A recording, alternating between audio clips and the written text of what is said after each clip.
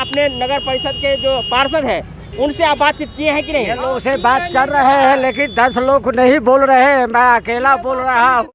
यहाँ कोई बोलने वाला नहीं है, यहाँ नल नहीं है, न पैखाना है। मैं कुछ स्टेशन से पानी ला करके पानी पीते हैं, यहाँ पानी भर जाता है, भर जाग पानी लगता है, मैं सो नहीं पाते हैं, सारी रात जगल रहते हैं। मधुबनी बस स्टैंड में है और बस स्टैंड के बगल में ये जो आप देख रहे हैं झुग्गी झोपड़ी जैसा जो ये घर है, इनके लिए तब समस्या उत्पन्न हो जाता है जब बारिश का समय आता है। और बारिश के समय में जब ये पानी से डूब जाता है तो ऐसे स्थिति में इन लोगों के लिए पानी पीने की समस्या हो या बाथरूम शौचालय की समस्या हो, इन समस्याओं से जूझना पड़ता है। घड़ी 6 महीना साल भर पर पानी आता है, पाँच में पानी भर जाता है, पानी में तैरना पड़ता है।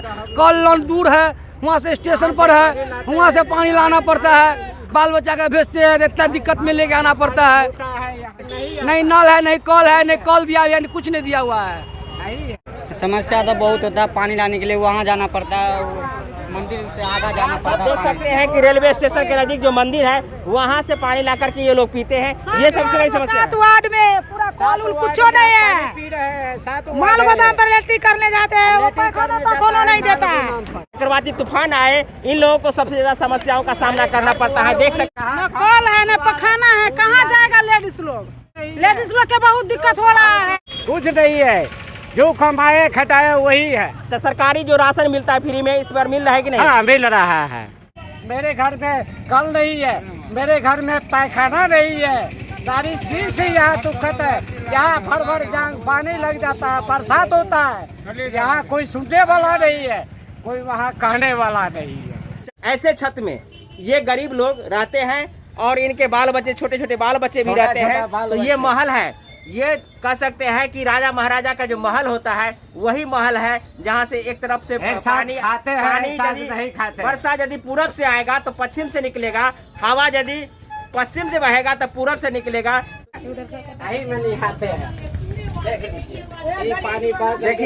देखिए गंदगी का ये अंबार जो है, मेरी अंतरात्मा रो रही है कि ऐसे में ये लोग जीते हैं और इनको देखने के लिए कोई नहीं है। जबकि क्या नाम है आपका? वार्ड कमिश्नर जो है इस समस्या को सुनने के लिए नहीं आया कि आपके घर में पानी घुसा हुआ है, मकान नहीं है, छत नहीं है। कुछ नहीं, खाली वोट लेने के लिए। तो ये है गरीबों का महल, राजमहल है, राजघराने का महल। आप देख लीजिए, ऊपर में सिर्फ एगो पन्नी टांगा हुआ है और बगल में ये जो आप देख रहे हैं काला काला, ये टीना का जो है एस्बेस्टस है। तो यही आशियाना है गरीबों का राजमहल। तो इस राजमहल को हम मधुबनी से मोदी जी के डिजिटल इंडिया के माध्यम से दिखाना चाहते हैं कि आपका डिजिटल इंडिया यहाँ पन्नी के फटे हुए पन्नी में राजमहल है। आइए हम एक और झुग्गी झोपड़ी वाला राजमहल दिखाते हैं, जहाँ ये कपड़ों से बांध करके रूम को सजाए। राजमहल का अनुभव आपको करवाते हैं कि ये गरीबों का राजमहल है और इसी राजमहल में ये रहते हैं। चाची क्या नाम है आपका? सवित्री देवी। और आप इस घर में तो राजा महाराजा की तरह रह रहे हैं ना?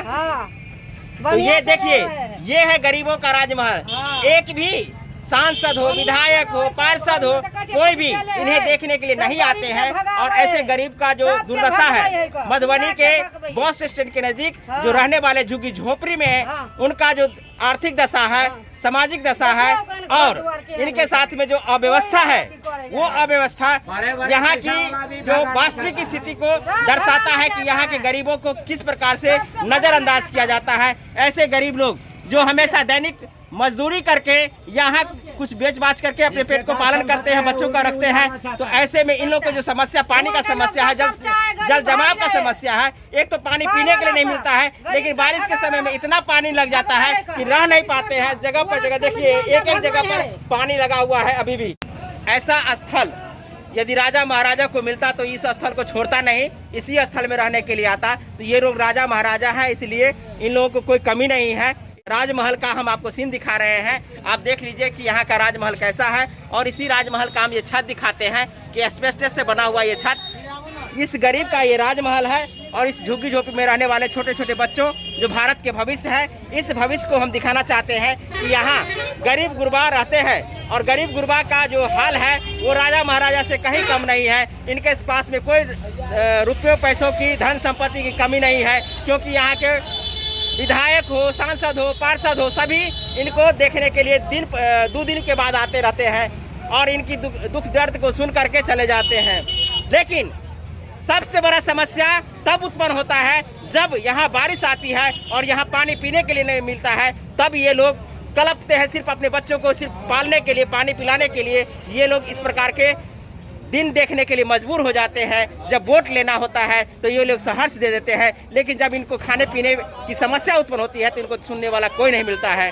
हम आपको मधुबनी बस स्टैंड से दिखा रहे हैं कि यहाँ अमूमन अधिकांश लोगों की यही स्थिति है। देखिए छोटे छोटे बच्चे हैं कैसे रहते हैं। देखिए ये जो झूला में जो बच्चे को देख रहे हैं, ये राजमहल का झूला है, इसमें ये बच्चे बैठ करके झूला झूल रहे हैं। तो ऐसे ऐसे हालत है, ऐसे ऐसी सुखद स्थिति मधुबनी के झुग्गी झोपड़ी में रहने वाले लोगों की है। आप देख सकते हैं कि हम मधुबनी बस स्टैंड के नज़दीक हैं और यहाँ स्टैंड के पास में देख रहे हैं कि ये घर जहाँ रहने के लिए एक छतनुमा तो नहीं, इसमें टीन का उपयोग किया गया है, इधर प्लास्टिक का उपयोग किया गया है और इस तरह घर जो है तो बनाए हुए हैं। लेकिन यास चक्रवाती तूफान के कारण ये घर पूरा उजड़ चुका है। तो ऐसे में दिखाना चाहेंगे कि देखिए कैसा समस्या है इन लोगों के सामने में। अब आप ही समझिए कि ऐसे में ये अपने परिवार के बाल बच्चों को कैसे रख पाएंगे, ये सबसे बड़ा समस्या है। चाहे अंचल अधिकारी है, उनसे बात नहीं किए हैं, कोई नहीं है, यहाँ कोई नहीं है।